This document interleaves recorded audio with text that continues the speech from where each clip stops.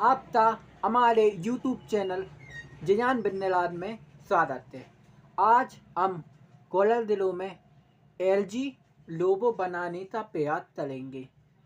तो बनाकर देखते हैं कैसा बनता है और आप भी इसे बनाने का प्रयास जरूर करें।